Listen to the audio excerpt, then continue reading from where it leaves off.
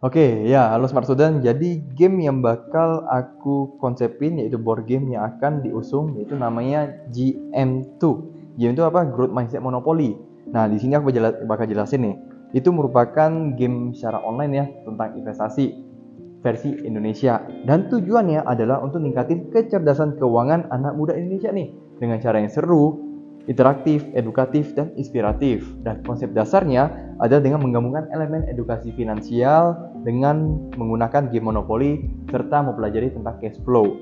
Nah, terus setiap pemain tuh bakal belajar kelola keuangan, mulai dari investasi, aset atau liabilitas, cash flow, dan cara membangun passive income. Nah, role dan gameplaynya dimana itu bakal berasal dari cash flow quadrant dari Robert T. Kiyosaki, yaitu ESBI. Yang pertama E itu ada employee, lalu yang kedua S itu adalah self employee, lalu yang ketiga itu adalah B business owner, lalu yang keempat itu I investor. Yang pertama employee tentunya karyawan, terus yang self employee itu adalah pekerja lepas, lalu yang B itu ada business owner ya pengusaha, lalu investor itu adalah pemilik modal. Nah, kan setiap orang itu kan punya ability ataupun punya kemampuan masing-masing kan. Nah, tujuan akhir dari game ini adalah mencapai financial freedom, yaitu passive income lebih besar daripada gaya hidup. Itu yang bakal menjadi pemenangnya. Nah, komponen permainannya tentunya setiap saldo dari pemain itu bakal ada. Dan ada kartu khusus, baik itu kesempatan terkait peluang bisnis, terus resiko jika terkena PHK, terus ada live event jika memang pemainnya mau nikah ataupun beraktivitas lain. Kemudian terakhir adalah aset dan liabilitas di kartunya itu. Nah, terus alur permainan gimana? Tentunya pertama setiap orang itu bakal ambil curi startnya di mana pas lulus SMA yang pertama itu mau lanjut kuliah dulu atau yang pilihan kedua itu langsung kerja. Nah, dari situ bakal journey-nya beda-beda tuh.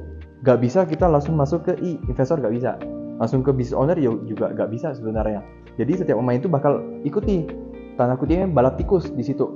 Sampai keluar dari balap tikusnya, dia bakal masuk tuh ke tahap B sama I, business owner sama investor. Itu udah beda. Jadi di bagian monopolinya itu.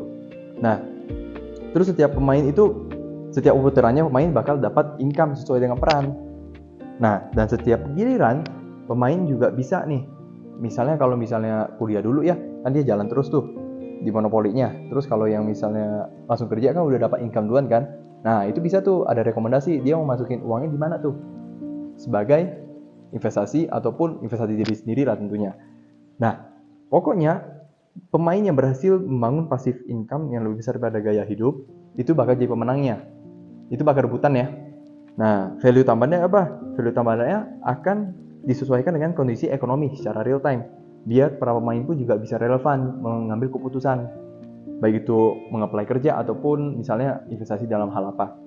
Dan ada juga rencana pengembangannya itu versi digital ya, baik website ataupun aplikasi.